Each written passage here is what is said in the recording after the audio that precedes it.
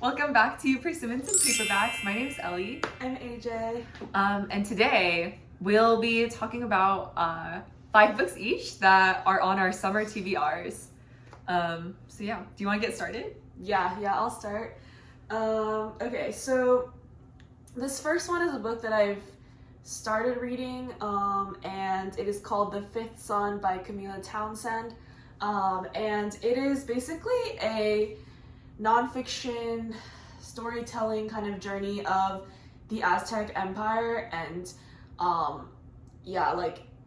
that their histories, except it's kind of like the first time that those histories have been told not through the lens of the Spanish, the colonizers.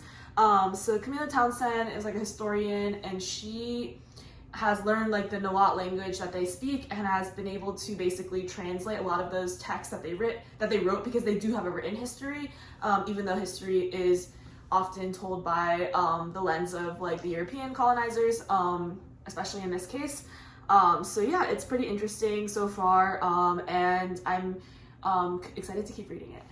Yeah, that's super interesting. I feel like it's always nice to actually have some own voices, like text that you can actually read instead of just reading your history textbook. Yeah, I think it's like a common narrative that they don't have written history, but oftentimes I don't think that's like necessarily true. No, for sure.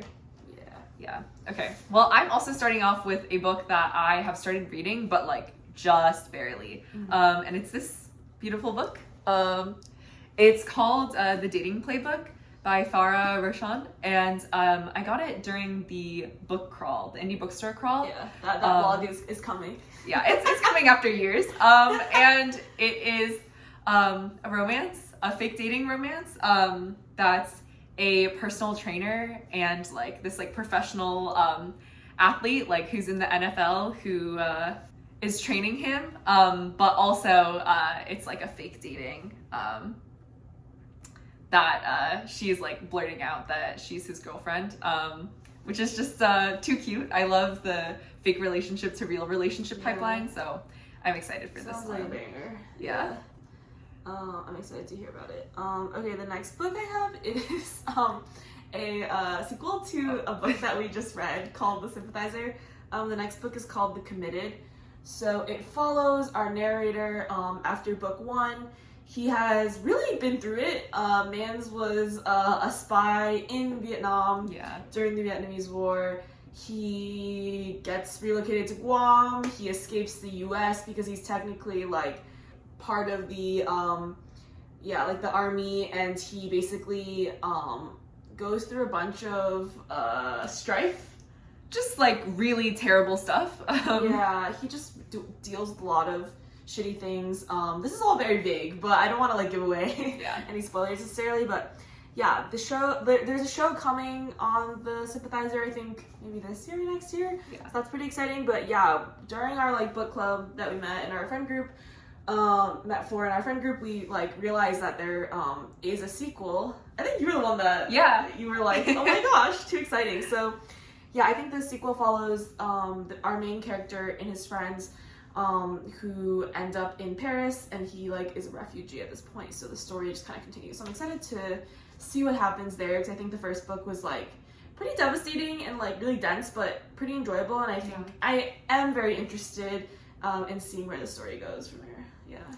No, I honestly, that should go on my TBR too. Like I feel like the first book definitely made us both really upset, but it was definitely really good. Excited to hear about that one.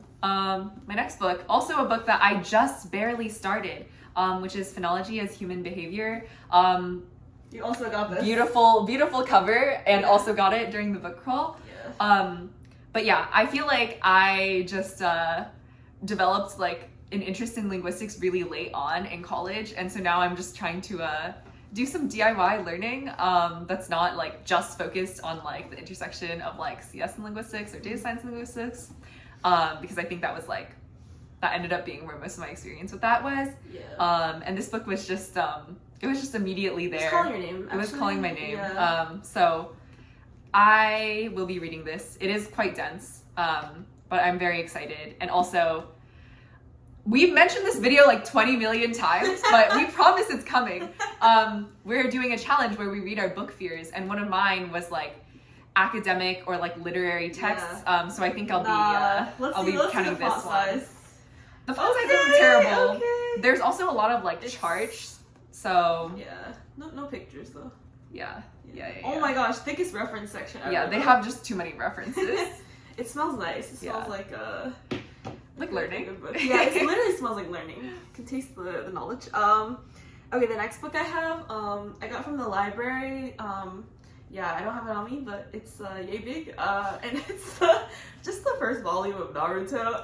Best. But it's in Chinese, so I'm like only a few pages in, but yeah, I'm going to China in August, so trying to ramp up that Chinese. If you know what I mean. So I'm just trying to like, read more and finish the Untamed and just generally improve my Mandarin before I go see my family and stuff. So I've also never watched Naruto. Have you?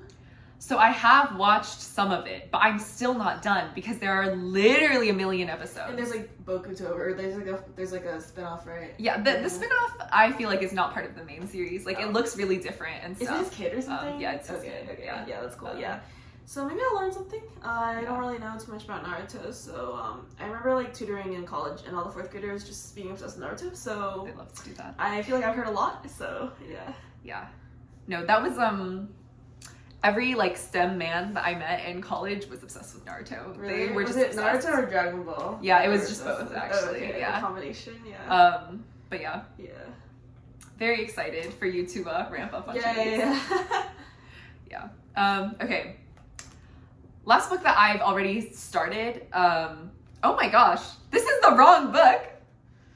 Okay, well, cut. This is the wrong book. I'm gonna grab it. They're just too similar. The black and white covers. Okay. Yeah. All right. Resume.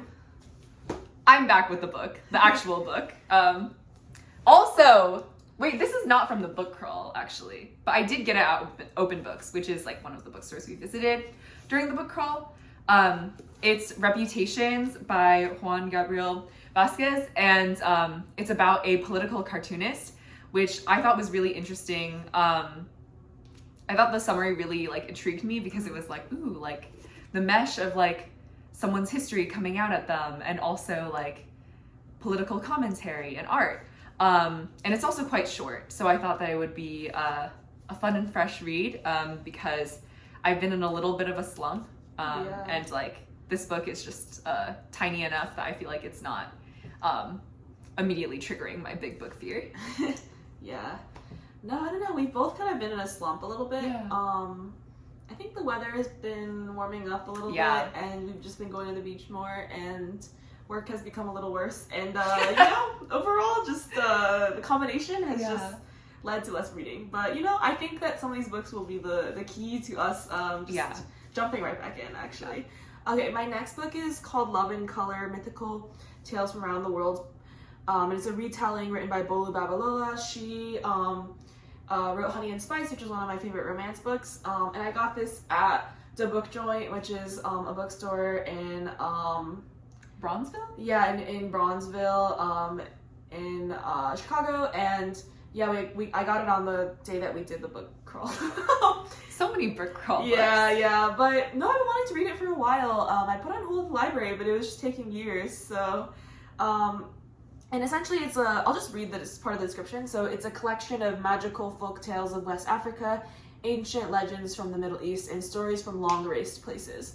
So I don't know, it sounds really intriguing. Like it seems like it's like love stories from just different corners of the world. And I feel like that's really nice. And I feel like I don't think I've ever read like a collection of love stories. So I'm excited. I'm very excited. Yeah. That is super exciting. I feel like you'll be immediately obsessed. Yeah, hopefully. Okay. Next book, Persuasion by Jane Austen. Just Mona's favorite. Yeah, Mona's favorite. Also, one of the books that I am going to be reading for the Book Fears video because, surprise, surprise, I haven't started on my classic, and I feel like this is a classic that's right up my alley. It's so too good. I'm very excited. It's too small. It is too small. It's The only font's like really small. the font is really small, Holy, but it's bro, like I can't even read that. yeah, it's a little bit I tough. need the large print these days. Yeah, it's like 200 pages Why are there only. multiple volumes? That's so interesting. Yeah. Yeah. But I'm excited. I'm excited to read it, and Is it a romance? yes, it is a romance. Okay. Yeah. Or She had been maybe it forced is. into prudence in her youth. She learned romance as she grew older, the natural sequence of an unnatural beginning. yeah, Oh my gosh. very exciting. Yeah, that's too exciting. Okay, the last book that we have. For me, the last book is The Wise Man's Fear by Patrick Rothfuss. It's the Your second fave. book in the King Killer Chronicles. And yeah, I am too excited for this book. I got it from the library. I just haven't read it. I was just reading a ton of other things for like book clubs and stuff. I've been kind of saving it up. So I'm going home this weekend for Juneteenth. So hoping that maybe I can just, I have one backpack for a week. So maybe I'll just like, it's kind of small but thick. I'll just like shove it in the top and just be on a plane. Just Reading away. Yeah. Just at the airport. But yeah, I'm really excited. I am scared for like the post second of the trilogy emptiness because there is no third book and we don't know if it's coming yet or coming ever. So I'm a little scared for that, but it should be a good time. yeah, I feel like it's so wild that like the wait has been so long for the third book Yeah. of this trilogy. Like Yeah. that's And- super tough. Yeah, I don't know even how to describe it. It's just like a wizard and his stories, and he's just the best. So yeah, I would recommend. I'd read that book. It's a wizard and his stories, and it's it's just the sweet best. stories. Yeah. Okay, last book for me is Rosalind Palmer Takes the Cake, and it is by Alexis Hall, who, I don't know if I've mentioned this, but Boyfriend Material by Alexis Hall is, in my opinion, one of the best romance books of all time. It's just too funny, it's too quirky. I feel like Luke and Oliver are just, they're just too good, and their relationship isn't like really weird and codependent, which I really appreciate because I feel like a lot of popular romance books, like their relationship is really weird and codependent. Yeah. But very excited for this one. It's supposed to have like a little bit of a setting that's giving like Great British Baking Show. So I'm very excited because I did have a little bit of time in high school where every day I would go home and watch the Great British Baking Show. Yeah. A little bit embarrassed about that, but it was just too good. Yeah. So I'm very excited to read this. Wow. When did you get this? I got this a while ago Okay. at Open Books, but I just haven't Holding gotten on to around it? to Yeah. It'll be a great summer read. Yeah, it'll be the best. All right, I think that's all we have for this video. Thank you for tuning in. We're sorry for the hiatus.